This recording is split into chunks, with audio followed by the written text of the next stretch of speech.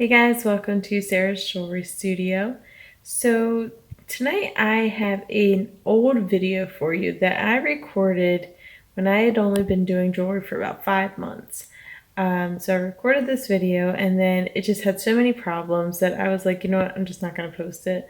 So, there's a dog barking, there's a kid screaming, there's just a lot of chaos going on in that video. So I never posted it, and it's a tutorial on tying off stretch bracelets, or actually it was more just about gluing the ends and pulling the ends into the beads, hiding the knot on a stretch bracelet. But so I ended up breaking a couple and having to restring part of them. So it was a very long video. It was like half an hour in total. So I just went through and sped up some of the parts so that it wasn't quite so long. But I did want to leave some of the parts in there, even though, like, my little Bella is screaming in the background, constantly calling for me. She was supposed to be taking a nap. And then the dog starts barking. So, there's a couple of parts where I just speeded up. If anybody wants me to post the whole video, even with the crazy, obnoxious barking in the background, let me know, and I will go ahead and do that if, enough people request it. But otherwise, it was just way too obnoxious. So I decided just to not put that part in there. So I sped up through those parts. So I hope you guys enjoyed this video. This is, like I said, from when I was like brand new to doing jewelry. I mean, 5 months into it. So pretty much all the information is still the same. I still like the fiber stretch cord better than the elasticity, but I like elasticity better than stretch magic. So always make sure you pre-stretch your elastic. I don't think I ever said that in there. Make sure you pre-stretch your elastics, that way it doesn't stretch out once it's once it's all done. So otherwise, I think that's everything. Sorry, sorry, this is so wiggly.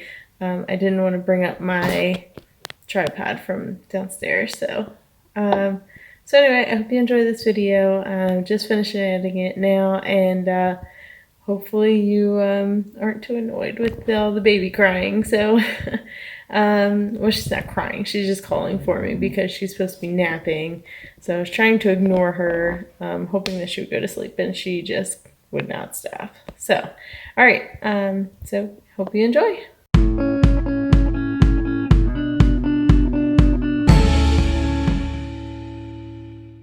Hey everyone, thank you for tuning into Sarah's Jewelry Studio. Today we're going to be talking about finishing off a stretch bracelet. So I got all of these beads from Fire Mint and Gems during their dollar sale, and I've already strung all these with this type of stretch cord that I got from Joann's. You get that as a 3-pack for $10, and there were 60 yards on each spool. And I did do a double strand, and I tied it off with an overhand knot and then a surgeon's knot. And now I'm going to go ahead and finish those off. So I'll just show you how I do that. Now I do use glue. I use GS Hypo Cement. Now my existing one has been pretty beaten up. I roll it up, and as it does, it gets holes in the side sometimes and tends to come out. So I did put some blue painter's tape on there to stop getting my hands from having glue on them. Now the tip, it does have a very pointy tip on here. And the cap has this little pin in there that goes back into the inside of that pin, inside of that point, so that glue doesn't get out everywhere. But as you can see, it does come out a little bit. So I usually just pop that little bit off that's come out and dried up.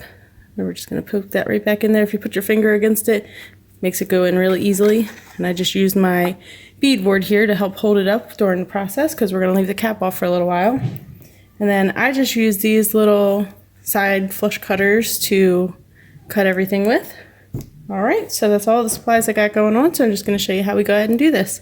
So what I normally do, okay, so I stretch it apart. I take my glue, okay, so I stretch it apart like this, and then I go in and I do a little dab of glue right on top of the knot here. I do that. Okay, now I see a lot of videos where people talk about waiting for the glue to dry before they finish this process off. I do not do that, actually. So what I do is I go ahead and put the glue on, snip it down pretty close,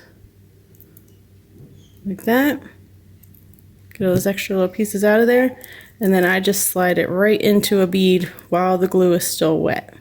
And my theory on that is that I want the wet glue to help glue it inside of that bead, so it'll help us stay there. And then I just go and wipe off the beads around it just to make sure that there's no extra glue on there. And there you go. So now we have one finished stretch bracelet.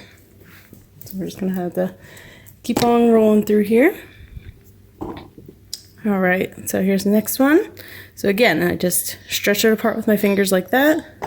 Come in with a little dab of glue. If you leave it with the cap off, you can see it gets a little bead on there while you're working on the last one.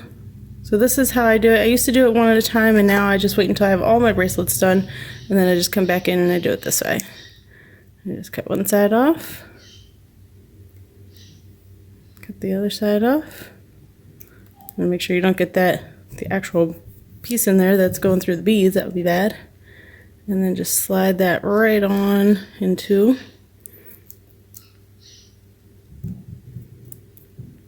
Well, this one's going to give a little bit of trouble. It doesn't want to go in.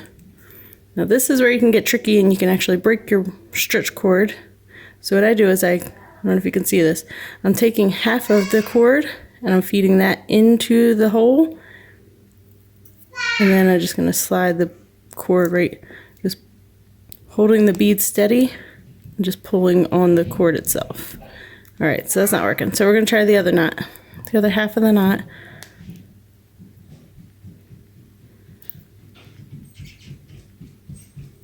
So I probably just made this knot. Yep, see, there we go. I knew it was going to happen at least once. So we lost one bracelet down. All right, so another thing that you can do, if you know that your beads are a little bit, the holes are a little smaller, then what you can do, what I've learned to do, is I have a couple of different beading needles here. Let's see. I'm going to use this bigger one. If I find it. Maybe I left it over here.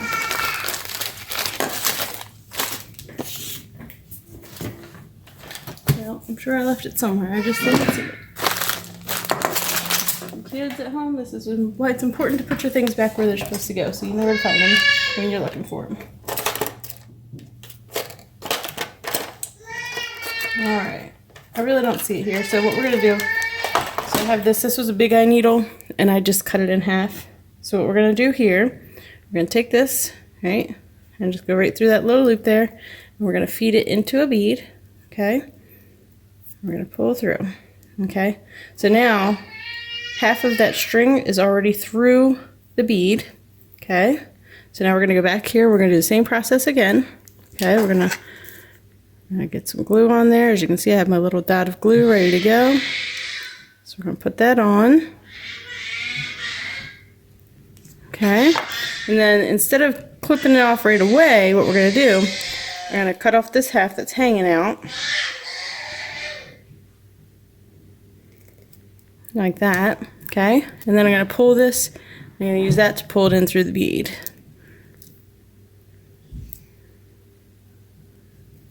And actually overshot the bead just a little bit. So it seems like I probably wouldn't have had trouble with this side, but that's okay. And then I just come in again, and this is why I like to use the flush cutters to do my cutting. Just come in here and get it right next to that bead and just snip that off. And then that way the tail is still inside the bead. So there you go. And there we go. We got two done now. All right. So we got a third one. Let's go ahead and see if we can get this one done. As you can see, I used the different colors on these based on what the colors of the beads were. So we're going to go ahead and pop a little glue on that. And this one, the holes seem pretty big on the bead, so we're gonna venture to bet that I can get these in there. I'm not sure why that one didn't go through, because they all seem like they have pretty big beads. Pretty big holes on them. See that? And it just pops right in. And I just wipe off that little extra glue, and there you go. That one's good. All right, here we go. Let's do another one. Again, that little bubble of glue is on there, ready to go. And I feel like there's less waste with the glue this way, because before each time there would be a little bubble of glue, and then I wouldn't use it, I would clean it off and put the lid back on and then do the next one. And so every single time I was wasting a little bubble of glue on there. All right, so I'm just gonna go ahead and give these a little snip.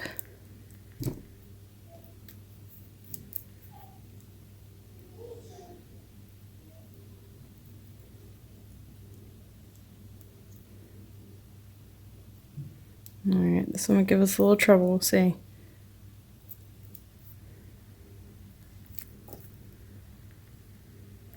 There we go.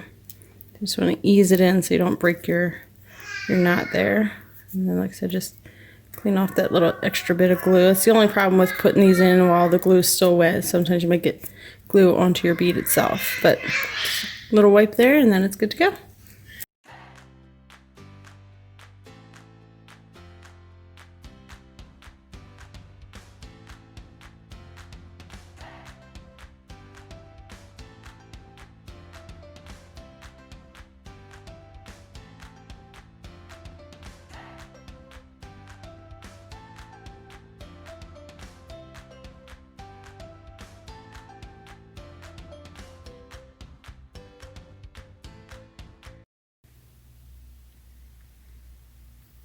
So I used to use Stretch Magic and Elasticity, and then I found the stretch cord and I like the stretch of it better than those. So I've been using this, but I do still like the Elasticity, as it's just a different type of cord and it doesn't have all these little stringy parts.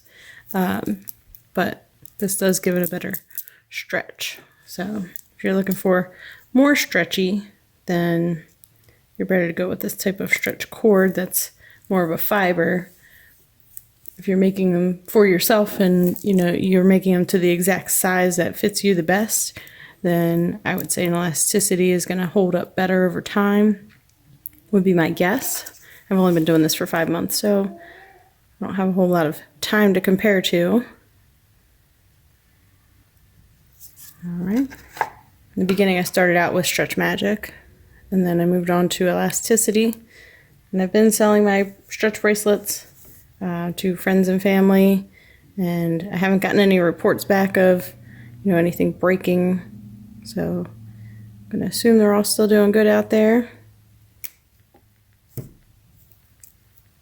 It's just a personal preference. Now when you have a bead like this where it's clear, if you put the knot inside there, it will show a little bit, but if you're doing a whole bracelet full of clear beads, then obviously you have no choice. But I find that most of the time you can't really even see it anyway, so I think it's fine. But if you have the option, you don't have to do it in a clear bead, then I would say just not. But not to say that you can't. Like this one, we'll see if it fits in this side. Let's see. We might do the needle trick on this one just to make sure I can get through this smaller bead, since my options are a smaller bead or a clear, that crackle bead. So we're gonna see if I can get through this through there. So like I said, this was a big eye beading needle and I just clipped one end to make it an open V so that I can pull it out without having to cut the loop open. All right, so we're gonna go back to this again. We're gonna go and drop some glue on there. I'm gonna go ahead and clip this end first.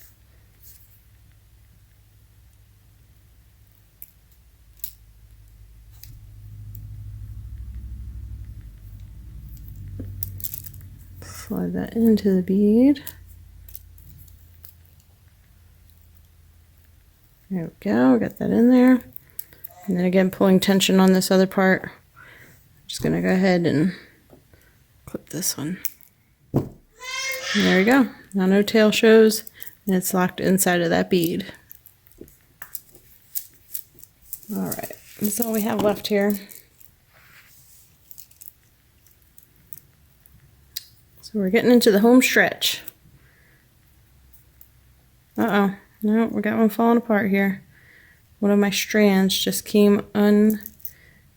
done out of the knot. So we're going to see if we can salvage this guy, because who wants to spend time restringing, right?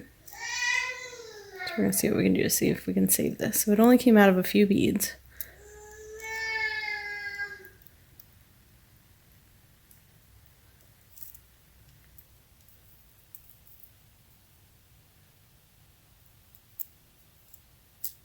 All right, let's go ahead and see if we can pull that through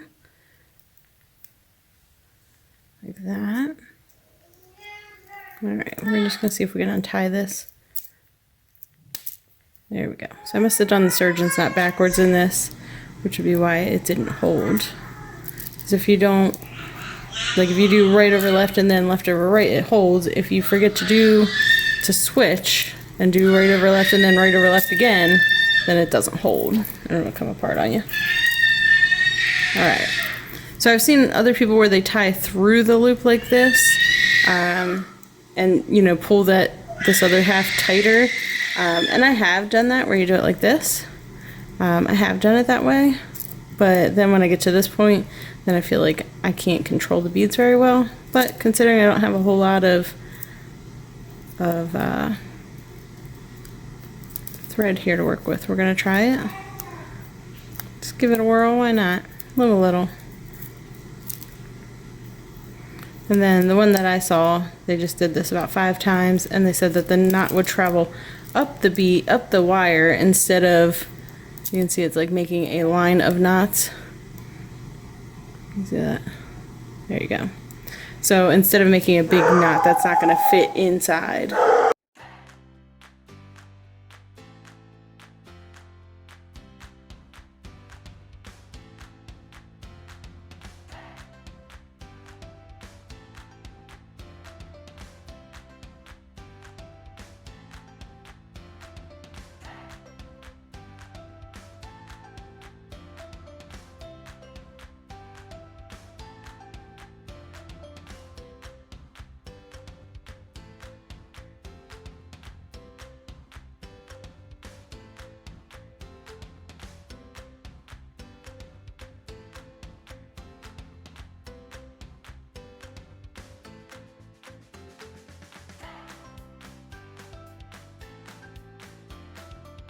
All right, so now we're gonna try it again. This time I already took my needle out, so I'm just gonna leave it out. I have a lot of extra material here anyway, so I don't really need it. So I'm gonna do it over 1, okay? And now, so I can do it the same way again, I turn the bracelet and then I go up and over.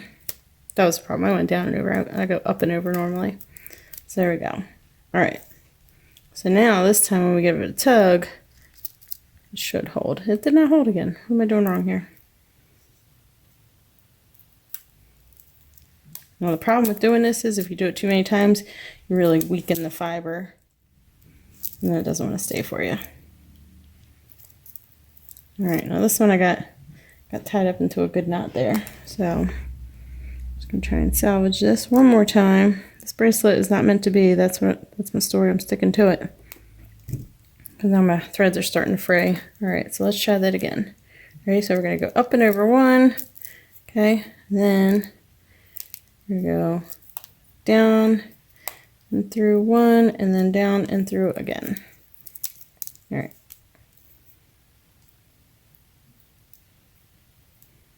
All right, so there we go. So again, we're going to follow the same end process. I'm just going to stick some glue on there to hold that knot in place. We're going to cut these extra threads like so, and then slide that into the bead. And finally, there we have it, a finished bracelet. All right, so there you go. We have a whole bar here full of all of our finished bracelets and a very nice collection I'm going to call my Color Pop collection. Like I said, these are all glass beads. Some of them have a rubber coating on them, but they are all glass. Got them from Fire Mountain Gems during their dollar bead sale. I'm sure they still have them. They just might not be $1 for 5 strands, which is what I got them for. And what I did, I just separated them out all into different colors and then just put them all together like that. All right, so once again, we're gonna have to go ahead and close up the glue.